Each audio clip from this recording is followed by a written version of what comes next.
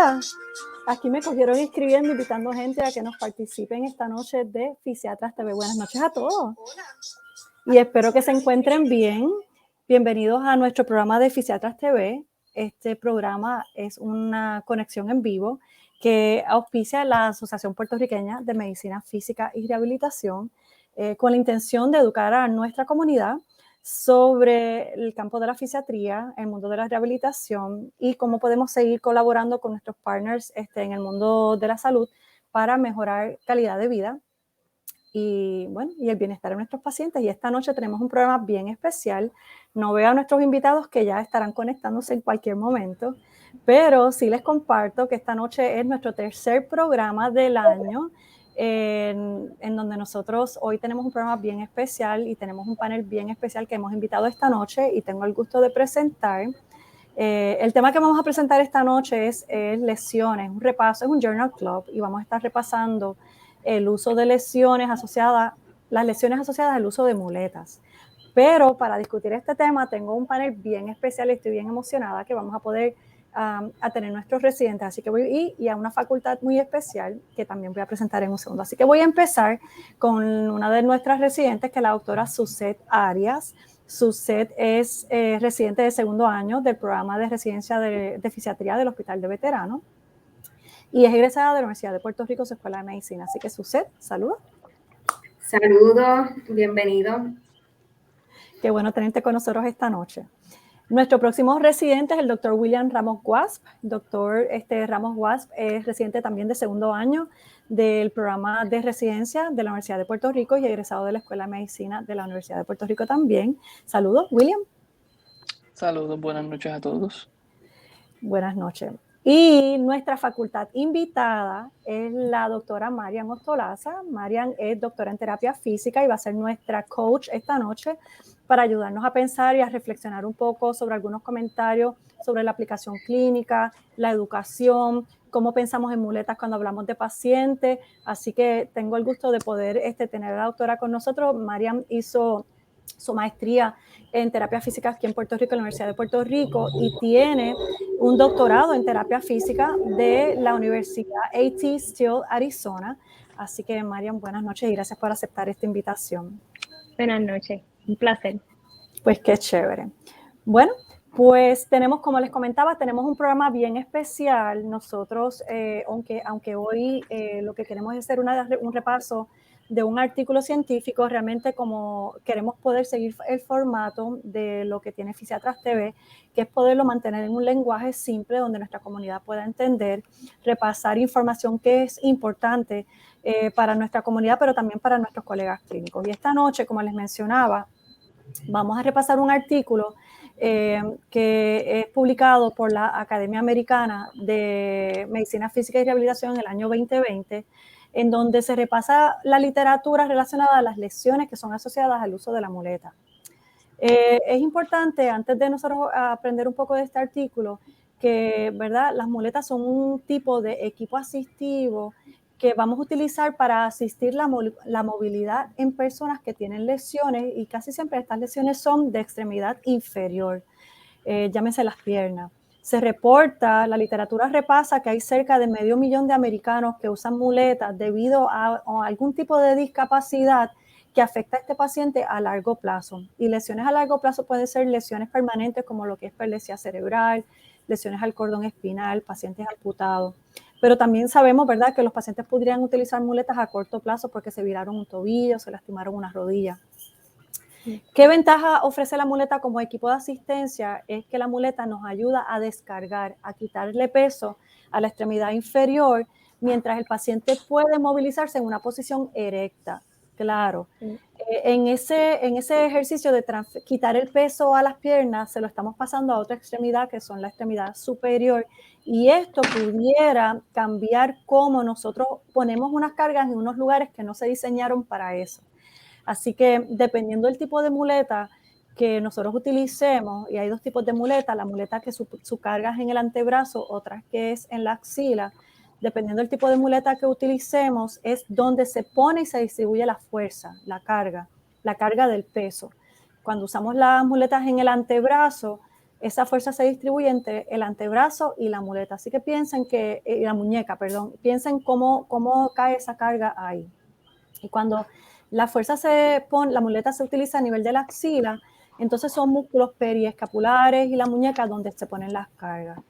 Así que cuando son uso de muletas a corto plazo, uno pensaría que hay menos riesgo de tener lesiones, versus cuando tenemos que utilizar muletas a largo plazo por condiciones crónicas. Y se sabe que las personas que utilizan muletas a largo plazo van a tener mayores quejas de dolores de hombro, fracturas de estrés en la extremidad superior y lesiones a los nervios periferales. Así que este estudio lo que procuraba era tratar de entender mejor cuáles son los tipos de complicaciones que se asocian al uso de las muletas, si son complicaciones neurológicas, vasculares, musculoesqueletales, y si podemos identificar un patrón que se diferencia o se distingue por usar un tipo de muleta o el otro, qué factores de riesgo existen y qué recomendaciones nosotros, ¿verdad? Sería lo más importante, qué recomendaciones le vamos a ofrecer a nuestro público, a nuestros médicos, a nuestros pacientes cuando queremos prescribir una muleta. Así que para eso vamos entonces a movernos a la presentación del estudio. Este estudio tiene varias partes, así que van a ver que la doctora Arias y el doctor Ramos van a estar intercambiándose para ir llevándonos un poco por encima de este repaso.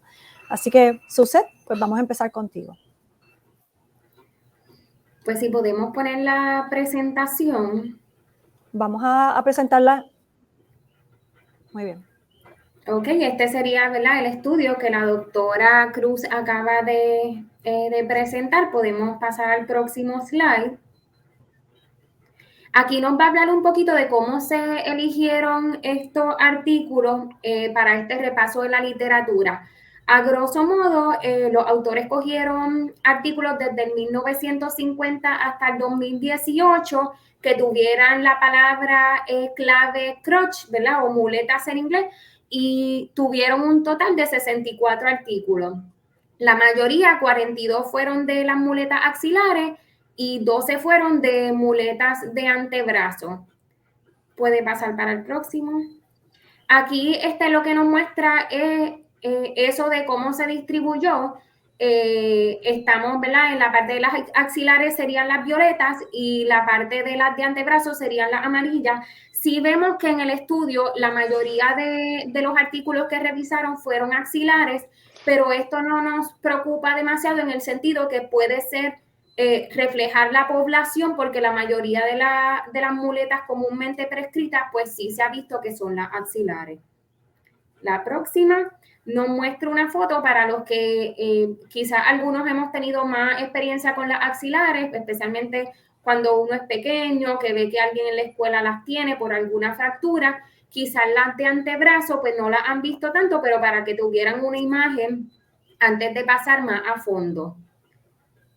En el próximo slide vamos a enfocarnos ahora en la parte de axilar. Lo que va a pasar cuando tenemos una muleta, vemos que estamos poniendo presión, ahí se ve la muleta, y va a estar poniéndole presión a diferentes estructuras. Parte de las estructuras van a ser los vasos sanguíneos, que son las arterias, ahí están rojas, las venas, que están en azules, los nervios, que son la parte que vamos a ver como amarillo en la imagen, y pues también la parte musculoesqueletal, que serían los músculos. En este caso, pues no podemos ver los músculos en la foto, pero podemos imaginar por dónde corren, y los huesos. Sí, se encontró que con las axilares la mayoría de las lesiones iban a ser vasculares o musculoesqueletales, y las menos que estamos viendo son la parte que son de los nervios per se. Dentro de las musculoesqueletales, uno de los estudios que tenía muchas damas, pudieron ver que la mitad de las damas en ese estudio específico, uno de los problemas más comunes era que sentían dolor a la palpación de esos músculos del pecho cuando empezaban a usar una muleta. Otro de los problemas que se vio es que personas que eran hemofílicas, que es una condición que entonces predispone a la gente a que pueda tener bastante sangrado, no pueden parar de sangrar fácil, pues entonces en esa coyuntura del hombro, que sería la coyuntura glenohumeral, pues podían tener sangrado de esa área. Otra de las cosas que se vio, que esto realmente se vio solo en un caso, pero ellos lo reportan más raro, fue que en una paciente que tenía cáncer del seno, vieron que después de usar muletas se le metastatizó y a la parte de los dígitos. Quiero, ¿verdad?, aclarar, es bien importante que este estudio no nos habla de causalidad, no nos habla de que una cosa, ¿verdad?, las muletas causaron esta otra cosa, sino que simplemente está haciendo asociaciones, está hablándonos de cosas adversas que le pasaron a gente que, ¿verdad?, casualmente o no, estaban usando muletas. Ahora, en la parte neurológica, pues sí podría haber que se afecten los nervios por la parte de la compresión, y esto podría ser tanto en la parte del plexo, que es donde vemos que es como, ¿verdad?, de esta manera, varios nervios que todavía no se han dividido más arriba, o más comúnmente de la parte de los nervios periferales, que son, como le decimos, a los nervios que ya están divididos, ya sea el nervio, por ejemplo, los más comunes son el radial, ulnar, el mediano, que nos van a dar sensación y ¿verdad?, efecto motor a diferentes músculos del brazo y de la mano. En cuanto a la parte vascular, que dijimos que lo más común era lo musculoesqueletal y lo vascular, lo más común va a ser entonces, en este caso, las arterias. En la parte de las arterias podemos tener varios problemas. El primer problema sería una trombosis, que es que no se nos tape esa área. Muchas veces por la misma compresión repetitiva vamos a tener daño a esas, ¿verdad?, esas paredes del vaso sanguíneo y podemos predisponer a esa trombosis.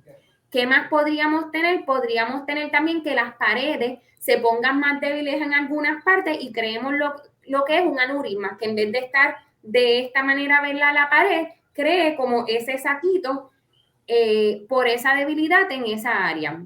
Lo otro que podría pasar es estenosis, que es que se ponga más finito esa parte por donde pasa la sangre. También se ha visto que podía pasar la parte de trombosis en vena, pero es más raro que lo que sería en arteria.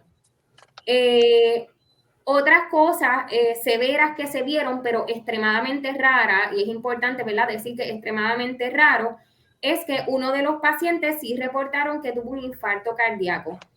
Digo que es extremadamente raro porque fue solo un caso y era un paciente que ya tenía varias predisposiciones, porque era un paciente con fallo cardíaco y que además de esto tenía anemia.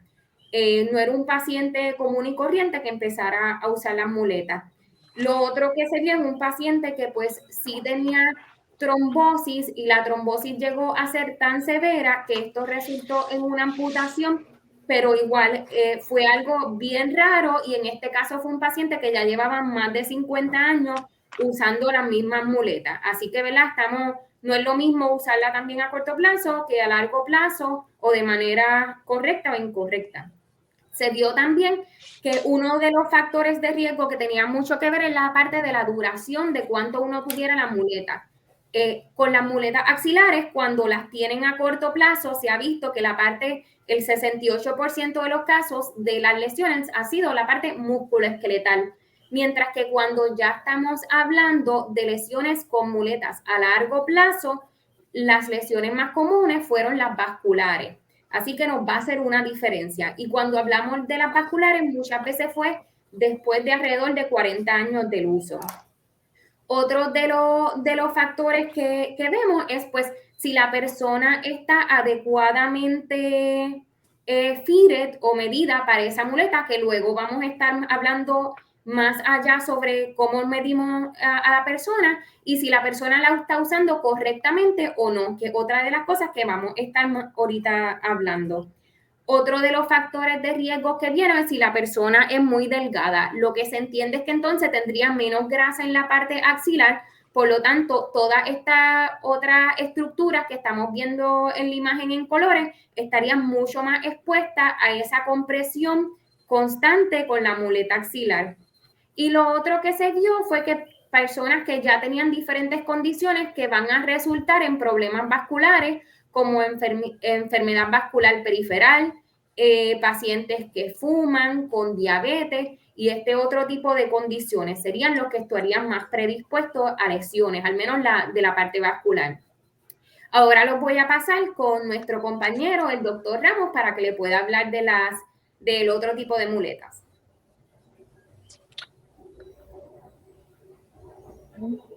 Pues ahora, excelente. Vamos a discutir brevemente algunos de los hallazgos que ellos identifican en esta revisión de literatura. Básicamente, las complicaciones que ellos identificaron son similares a las relacionadas al uso de muletas en la axila, simplemente que ahora pues están asociadas a las estructuras que vamos a tener a nivel del antebrazo.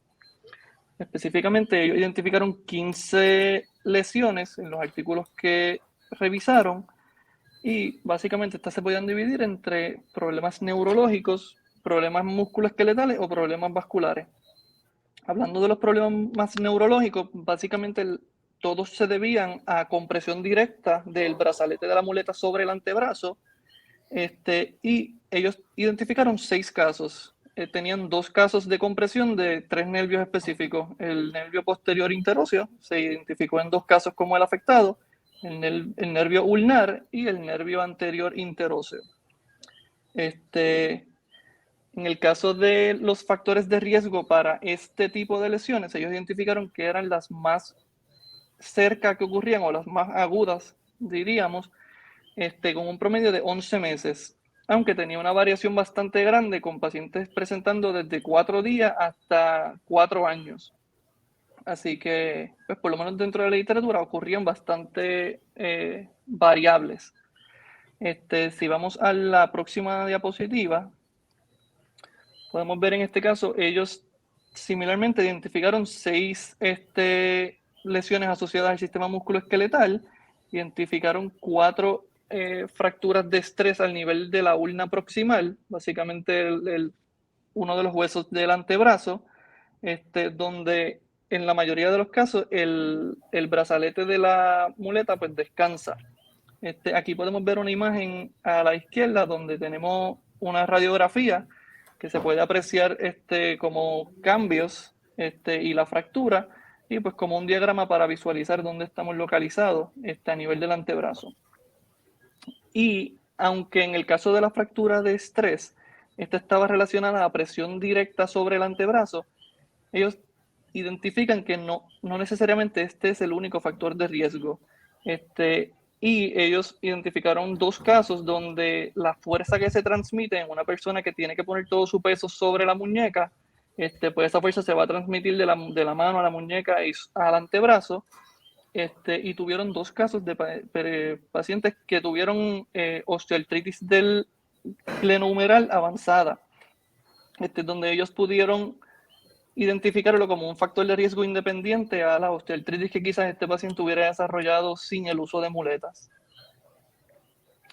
Y si vamos a la próxima diapositiva,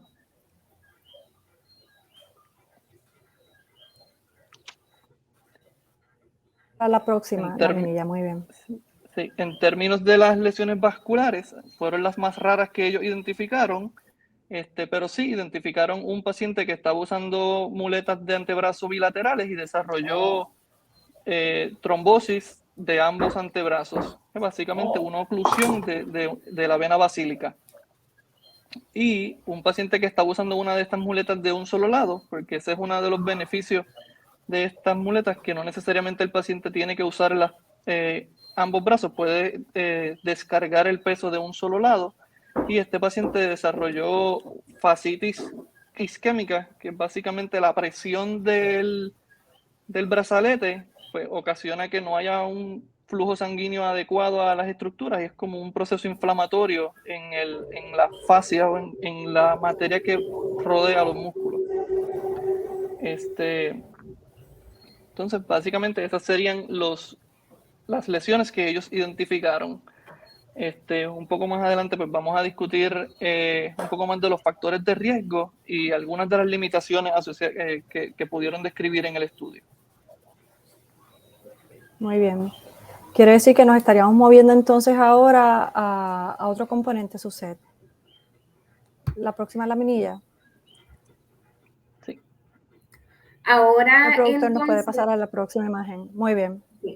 Ahora entonces vamos a hablar de algunos estudios que sí se incluyeron porque tenían información, ¿verdad?, interesante, válida, pero que no especificaron qué tipo de estas 2 de las muletas se utilizaron. Estos estudios mayormente fue en pediátricos de 8 a 18 años Y fue diferente los resultados a lo que vimos con lo que discutimos anteriormente, que mayormente era, ¿verdad?, con adultos. Se dieron cuenta que el 98% de las lesiones eran musculoesqueletales y curiosamente, prominentemente era de las extremidades inferiores o las piernas en vez de los brazos. Hay varios factores de riesgo que se identificaron como estos. De las lesiones más comunes, pues eran daño al músculo o al tendón, lo más común. Luego de eso sí hubo un 16% de fracturas. Se entiende que los niños también tienen huesos un poco más débiles, aparte de que los músculos no están tan fuertes como en adultos para darle ese support.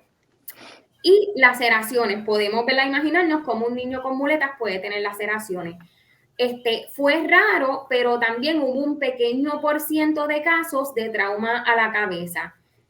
Realmente de los factores más que se identificaron, de los factores más importantes fue, en el caso de los niños, fue el mal uso de las muletas. Y esto se debe no tan solo a los niños como tal, que para los que se prescribieron la muleta que lo utilizaban, que lo pueden coger como de juego, pero muchos de estos casos también de lesiones se dieron en pacientes que realmente no era para quien se le dio la muleta, sino que era el hermanito que la cogió para jugar, el otro amigo en la clase que pensó que era chévere y quería tratar la muleta, y en estos, pues que no están entrenados, pues se vieron esas lesiones. Ahora los vuelvo a pasar con el doctor Ramos para entonces que les pueda hablar un poquito más de algunos factores de riesgos y limitaciones de este estudio.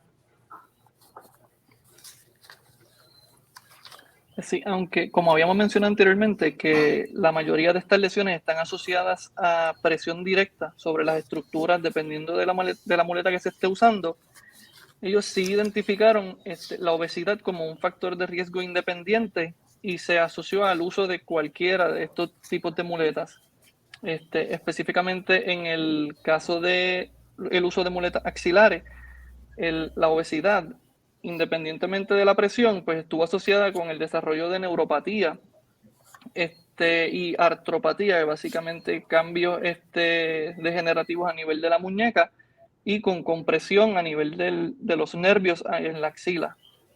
Y también la obesidad estuvo relacionada en los usuarios, en los que usaban muletas en el antebrazo, con osteoartritis glenohumeral, como habíamos comentado, y con fracturas de estrés a nivel de la muñeca.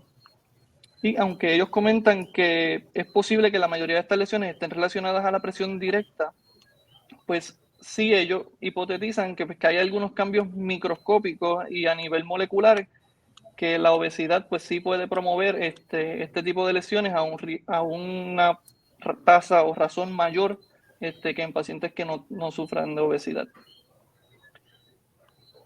Entonces, pasando a la próxima diapositiva, para mí, pues una de las partes más importantes del estudio, pues porque las conclusiones a las que podamos llegar van a ser tan fuertes como haya sido su desarrollo, el diseño de su experimento, y ellos sí reconocen algunas de las limitaciones de su estudio. Y una conclusión quizás natural a la que pudiéramos llegar es que, pues quizás es mejor utilizar las muletas de antebrazo porque ellos presentan pues que hay menos casos de lesiones con este uso de muletas. Sin embargo, esos datos no reflejan necesariamente valores de incidencia o de prevalencia o verdaderamente de cuán frecuente. Y pues específicamente entre las cosas que ellos comentan, pues como este estudio, la mayoría de los artículos que evaluó eran reportes de casos, donde básicamente es una evidencia no tan fuerte, pues hay muchos casos que posiblemente no están reportados en la literatura, así que no se sabe verdaderamente cuál es la frecuencia con la que ocurren estas lesiones. Otra de las cosas que ya Susel la había comentado es que la mayoría de los estudios que ellos evalúan son entre Estados Unidos y Inglaterra, donde la mayoría de las muletas que se prescriben son a nivel de la axila. Así que esto puede sesgar un poco los resultados que estamos viendo. Y ellos mismos comentan que para poder evaluar un poco más a fondo, pues hace falta tener ensayos prospectivos donde uno evalúe verdaderamente los factores de riesgo o factores protectivos para este tipo de lesiones.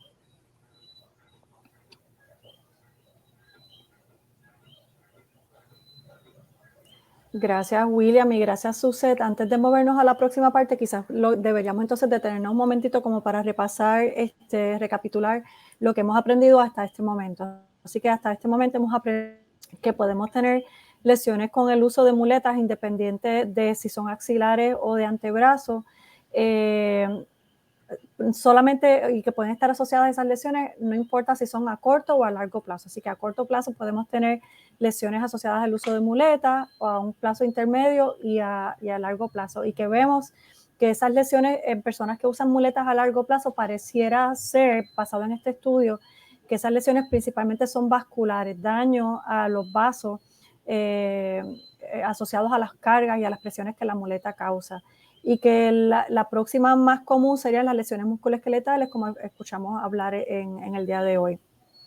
Y que es independientemente, así que desde tener lesiones, el uso tan corto como 4 semanas pudiera utilizarse, producir, ¿verdad?, daño a estructura, ¿verdad?, tan temprano como 4 semanas. Y eso es bien importante para nosotros, porque antes de pensar, pues no quiero usar muletas nunca porque algo me puede pasar, antes de pensar eso, tenemos que contemplar que al próximo tema al que vamos a estar hablando ahora es el uso apropiado de las muletas, ¿verdad? Y lo escuchamos de varios de ellos, que algunos factores de riesgo o algunas de las lesiones estaban asociadas al uso inapropiado. Así que por eso es tan importante que nosotros, cuando vamos a prescribir equipos que son de asistencia y que ponen cargas o cambian el patrón biomecánico de nuestro cuerpo, que estemos seguros que nuestros pacientes lo usan y están educados en el uso apropiado. Así que para eso me gustaría entonces pasar la batuta a la doctora Ostolaza, que nos va a hablar un poco sobre cómo traducimos esta información a la aplicación clínica, cómo traducimos esto para educarnos mejor en el uso de las muletas. Marian. Hola, buenas noches. Pues, ¿qué hacemos con toda esta información, verdad? Que es tan buena, es rica para nosotros como clínicos, para los pacientes también. ¿Cómo lo podemos traducir al día a día, a nuestra práctica? Pues al igual, yo creo que un ejemplo que podemos tomar en cuenta para este caso es que al igual que los clínicos toman ese tiempo para explicarle un medicamento a un paciente, ¿verdad? Y se le dice las contraindicaciones, los riesgos, si hay algún factor algún signo o síntoma de un efecto secundario, si lo observa, pues que se comunica tal número, ¿verdad? Esta educación que se le da a los pacientes de que ese medicamento que se te brindó es solamente para ti y no lo puedes compartir, pues esa misma información es la que tenemos que llevar cuando hacemos una prescripción de un equipo asistivo, en este caso, ¿verdad?, las muletas. Como clínico tenemos que tomar ese tiempo para hablar con el paciente y hay unos 4 puntos que voy a estar destacando, que nos los trae también el artículo que estamos discutiendo hoy. Cuando estamos hablando con el paciente, le vamos a explicar la frecuencia, cuánto tiempo va a estar utilizando ese equipo. Nosotros estamos haciendo prescripciones de equipos desde unidades de intensivo hospitalizados a pacientes que están en clínicas externas. Así que es una gran variedad de diagnósticos y posibilidades que podemos estar brindando ese equipo, para cuales podemos estar brindando ese equipo. Es importante decirle el tiempo, cuánto tiempo lo va a utilizar. Es importante también explicarle el racional, el por qué está utilizando ese equipo, por qué te estoy recomendando este equipo. Pues mira, estos son los beneficios y te va a cuidar y evitar que pasen estas otras cosas. Eso es importante para mantener un buen enlace con el tratamiento, ¿verdad?, entre el paciente y el tratamiento, y evitar que pasa que el paciente pues deja de utilizar el equipo porque a lo mejor no entendía el propósito por la cual se le recomendó. Otro punto que tenemos que hablar con el paciente son los riesgos. Todo equipo, al igual que todo medicamento, tiene algún efecto secundario. Los equipos asistivos también podrían tener algún riesgo. Es importante hablar sobre esto y explicarle que este no es el único equipo que existe, que también puede tener la posibilidad de este otro equipo. Así que hablar de alternativas y poder tener esa conversación para que el paciente se sienta parte del proceso de la prescripción del equipo. Eso nos garantiza que lo utilicen, ¿verdad? Que eso es lo que queremos, que utilicen el equipo. Entonces, ¿qué clínico podría hacer una prescripción de equipo, ¿verdad? En este caso, de una muleta.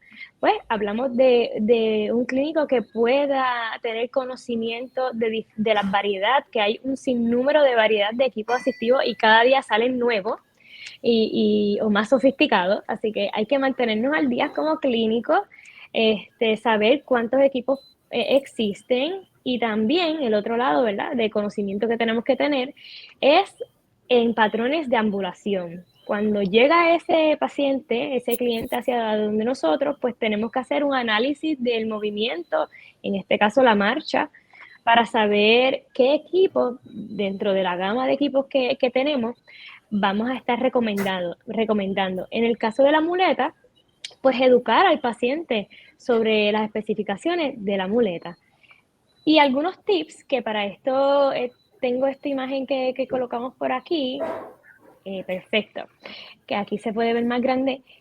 Cuando nosotros vamos a hacer un ajuste, es bien importante hacer un buen ajuste y enseñarle al paciente a realizar el ajuste, porque muchas veces si el equipo se ordenó por correo, le llega al paciente y el paciente es el que tiene que hacer ese ajuste. Así que nosotros en el proceso de entrenar al paciente, no solamente lo vamos a entrenar a caminar con el equipo, sino también a realizar el ajuste.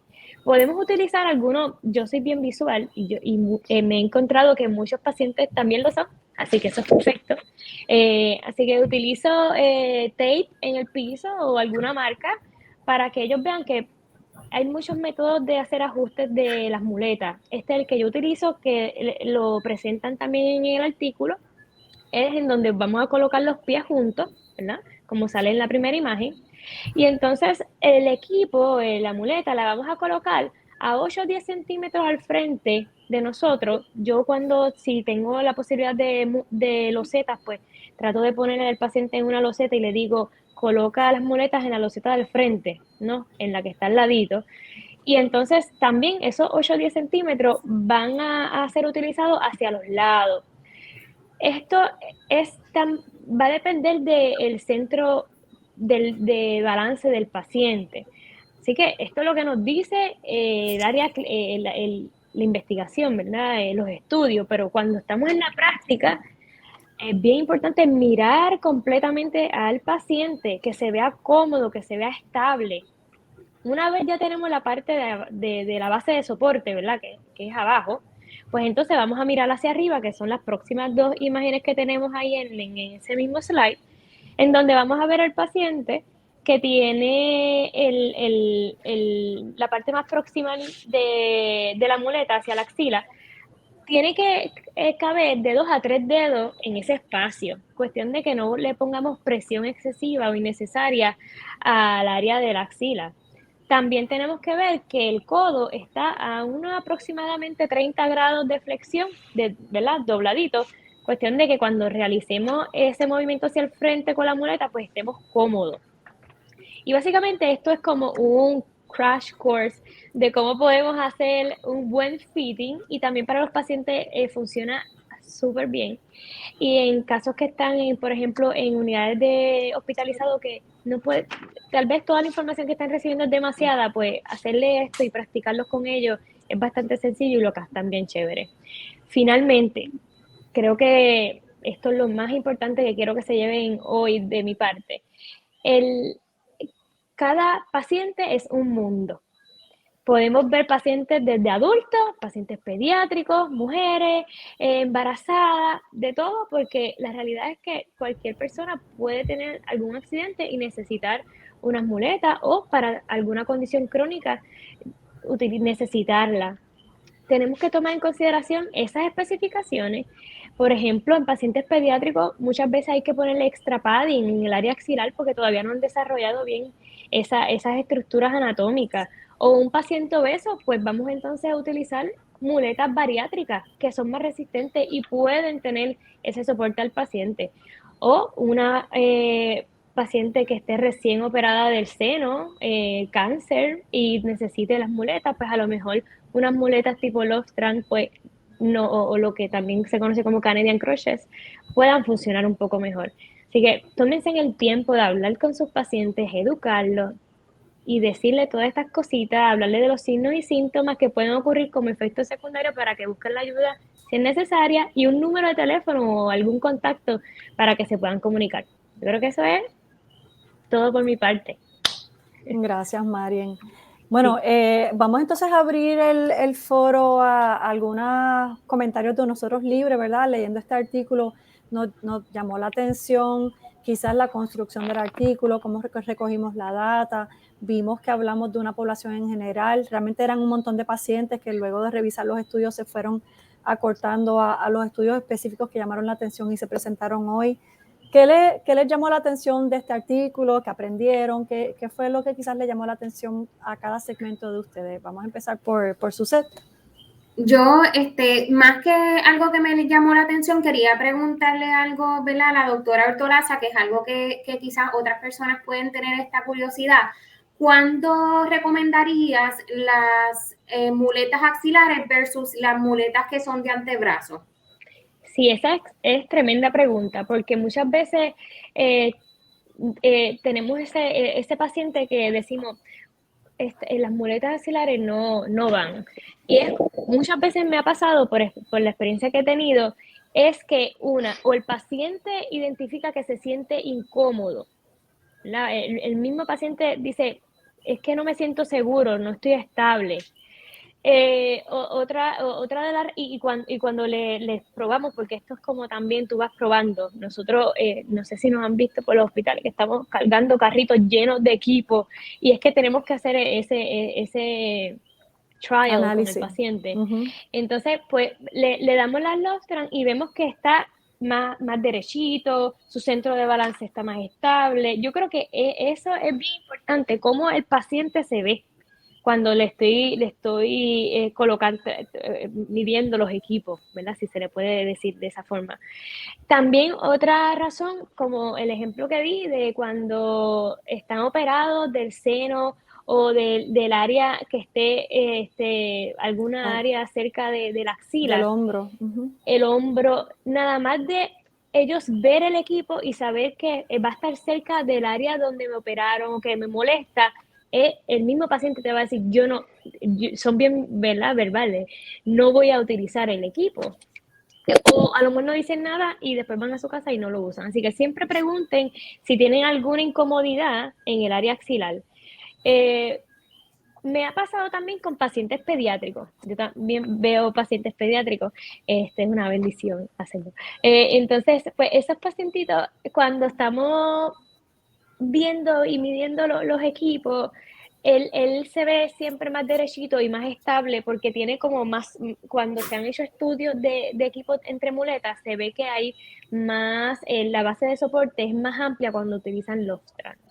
Así que cuando entonces van a estar ellos sintiéndose más seguros. De hecho, no sé si han visto, hay unos andadores, por ejemplo los Rifton, que también tienen ese agarre que te da el soporte en antebrazo y es porque aumenta la base de soporte y están más estables. Así que tomando en consideración eso, pues pacientes con problemas de balance, a lo mejor se van a sentir más cómodos con una Lofstran. Personas que tengan alguna situación incómoda en la axila, se van a sentir más cómodos con Lofstran, y pacientes pediátricos siempre he puesto el ojo con ellos porque probablemente también sea más seguro. Y para yo creo que también... quizás para personas que no conozcan específicamente, cuando habla de las Lofstran se refiere a las de antebrazo, ¿correcto? Las de antebrazo, sí, es que mira, le dicen de antebrazo, Lofstran, Canadian Crushes, pero sí, son esas que te proveen un soporte en esta área. Yo creo que también la muleta de antebrazo da la sensación de que tienes mayor agilidad al movimiento y es más restrictiva la del hombro, ¿verdad? La axilar se siente más restrictiva que la muleta de antebrazo. Y uno no quizás ni pensaría en pacientes que son claustrofóbicos o que se sienten, ¿verdad?, que tienen... Uno quizás no lo piensa porque no lo vive, no lo experimenta, pero para un paciente que está claustrofóbico, una muleta axilar pudiera hasta sentirse que les restringe, que lo amarra, que es una cárcel versus una muleta de antebrazo, ¿verdad? A veces ni pensamos en eso. Sí, es Muy buenas importante el preguntas, factor Susan, muchas psicológico. gracias. Ujú. Y William, ¿tienes alguna observación, algo te llamó la atención de este estudio que quieres compartir?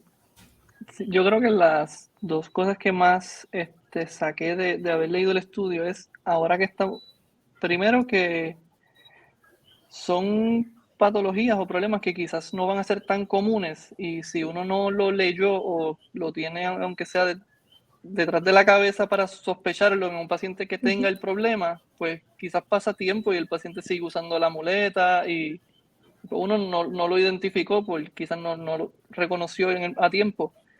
Y lo otro era como esa idea de ver los ortóticos o los equipos que prescribimos como una intervención que no lo había pensado de esa forma, verlo como algo que hay que explicarle primero, incluso como tipo de que consientan a usarlo, los efectos adversos, alternativas a ese equipo, que quizás a veces pensamos que es algo completamente benigno, pero tiene sus efectos. Claro que sí. Me encantan esos dos comentarios porque uno es, aunque ustedes reconocieron las lesiones más comunes recogidas en estos artículos, yo creo que hay algo importante que hay que enfatizar y es por donde tú empezaste. No es que esto vamos a verlo en todos los pacientes que usan muletas, estos son cosas raras que pueden ocurrir y sabemos que pueden ocurrir, pero no es que no me voy a atrever a usar una muleta porque algo me va a pasar. Así que ese punto es bien importante para la comunidad que nos está escuchando, que estamos enfatizando los hallazgos que repasa la literatura, pero no es porque esto se ve en los cientos de pacientes que se describieron en este estudio, son hallazgos aislados. Así que esa es una.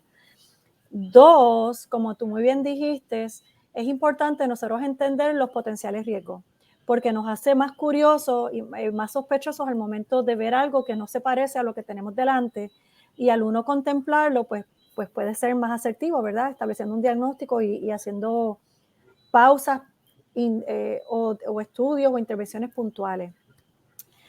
Lo otro que me encantó que comentaras, y yo creo que ese fue el punto que la doctora Ostolaza quiso enfatizar, es la importancia de la educación. Y nosotros en el mundo de la rehabilitación, tú sabes, una cosa que nosotros tratamos de practicar mucho y enseñarle a nuestros residentes es que cada equipo ortótico es una prescripción. Marian lo estaba diciendo, esto es una prescripción, es como el Tylenol o como si fuera la penicilina.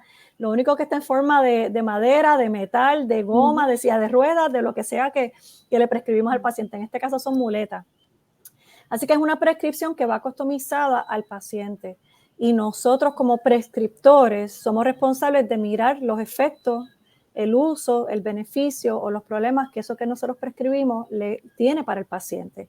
Y yo creo que ese punto es bien importante porque la realidad es que cualquier persona puede recetar una muleta. De hecho, el mismo paciente se la receta, se vira un pie, va a la farmacia de la esquina, la compra, la usa.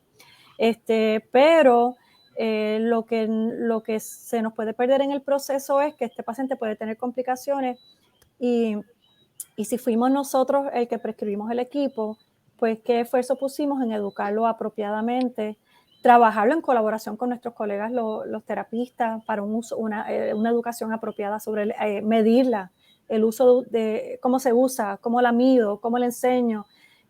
Somos un equipo de trabajo y yo creo que eso es importante que nosotros, ¿verdad?, lo enfaticemos a la hora de hacer cosas buenas para el paciente. Le llamamos informed consent, le llamamos consentimiento informado para una pastilla, para una cirugía, para el equipo ortótico también.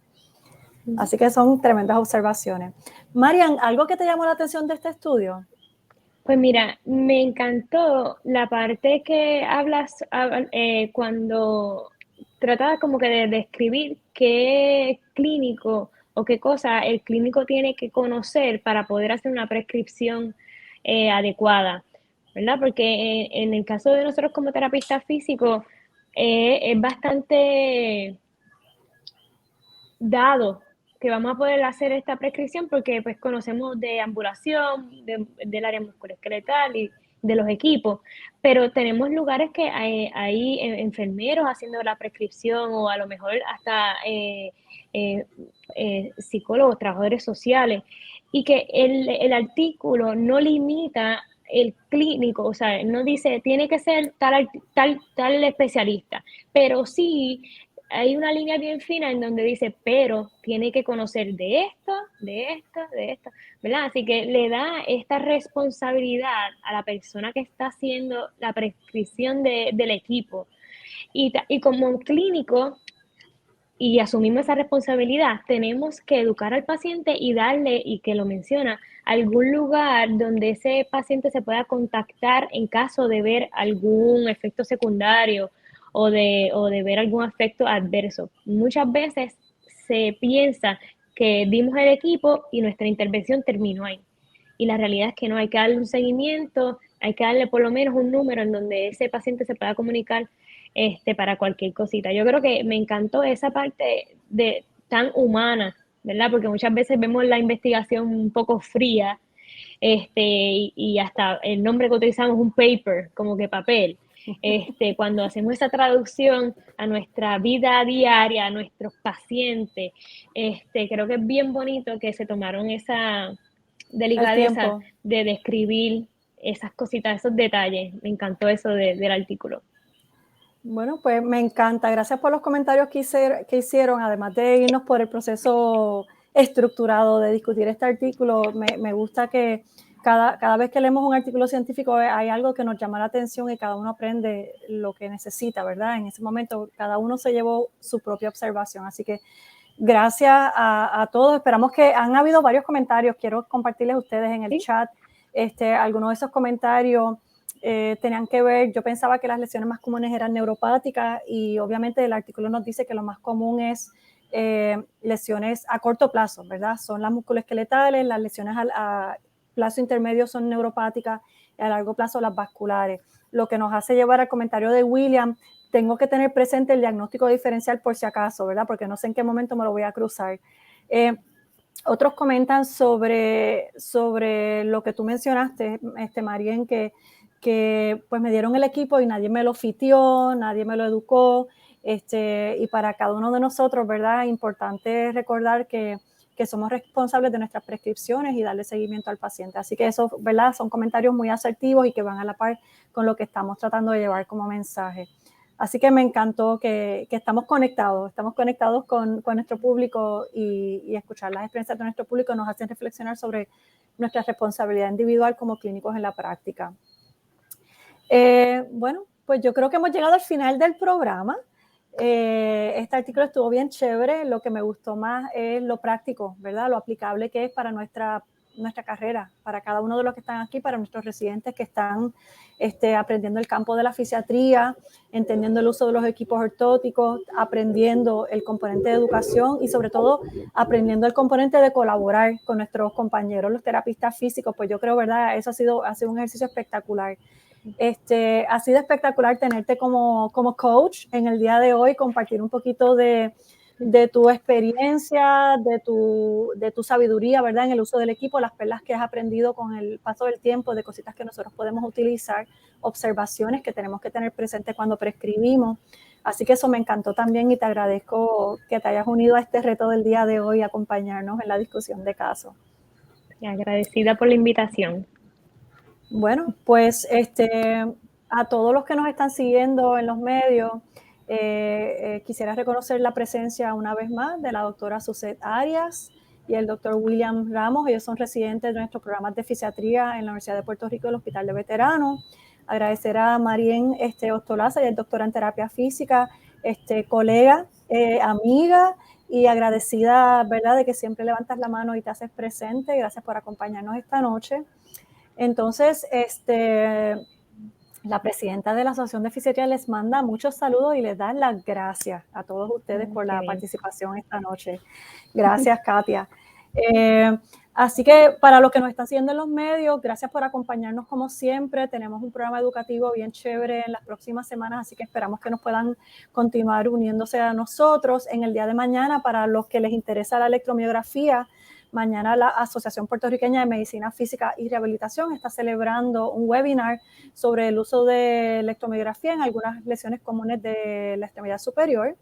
Y también les recuerdo a todos que tenemos una convención, que no sabemos todavía si va a ser virtual o presencial, pero hay convención en junio de la Asociación Puertorriqueña de Medicina Física y Rehabilitación Ya el programa tentativo está por ahí dando vueltas, así que si quisieran saber un poquito más de eso a través de la página web o a través de nuestro programa, siempre nos pueden hacer preguntas. Así que buenas noches a todos, gracias por su presencia y nos veremos entonces a la próxima. Chicos, gracias por acompañarnos y por excelente trabajo, lo hicieron espectacular.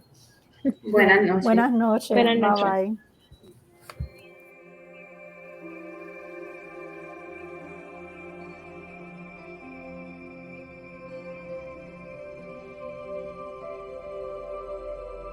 bye.